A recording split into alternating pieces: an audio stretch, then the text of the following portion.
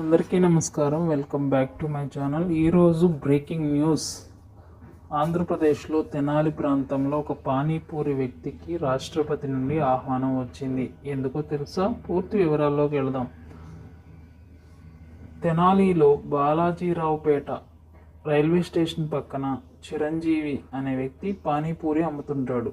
ఆర్థిక ఇబ్బందులు పడిన ప్రైవేటు వడ్డీ వ్యాపారుల వద్ద వడ్డీని డబ్బులు తీసుకుంటూ వ్యాపారాన్ని కొనసాగించేవాడు. అయితే మెహ్మా నిర్వహించే కార్యక్రమాల్లో పాల్గొని చిరంజీవి గారు ఆ సంస్థ ఇప్పించిన బ్యాంక్ రుణాలను తీసుకుని 2021లో 10,000, 2022లో 20,000, 2023లో 50,000 చొప్పున రుణం తీసుకున్నారు.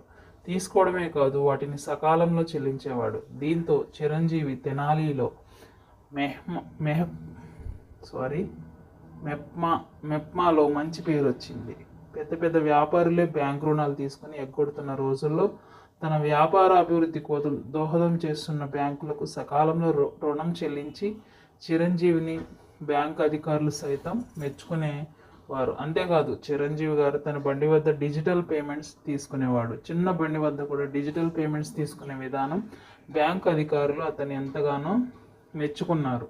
ఇవన్నీ ఇలా ఉండగా 2 రోజుల క్రితం తెనాలి పోస్ట్ ఆఫీస్కి చెందిన అధికారులు చిరంజీవిని వెతుక్కుంటూ వచ్చి ఇంటికి వచ్చి మరి చిరంజీవి గారు కంగారు పడ్డారు. ఎందుకు వచ్చారా అని. అయితే విషయం తెలియజేశారు. ఏమనంటే, స్వతంత్ర దినోత్సవ వేడుకల్లో పాల్గొనాలని రాష్ట్రపతి గారు పంపిన ఆహ్వానాన్ని అధికారులు చిరంజీవి చేతికి అందించారు. దీంతో తను అందించారంటూ ప్రశ్నించారు. మెప్మాలో రుణాలు తీసుకుని వాటిని సకాలంలో చెల్లించడమే కాకుండా డిజిటల్ పేమెంట్స్ను ప్రోత్సహిస్తూ మీరు చేసిన ఈ ఒక పనికి రాష్ట్రపతి గారు ఆహ్వానం పంపినట్లుగా స్వతంత్ర దినోత్సవంలో నేరుగా ఢిల్లీలో పాల్గొనడానికి మీకు ఆహ్వానం వచ్చిందని చెప్పారు. సో ఈ వీడియో కనుక నచ్చితే లైక్ చేయండి, సబ్స్క్రైబ్ చేయండి. Thank you.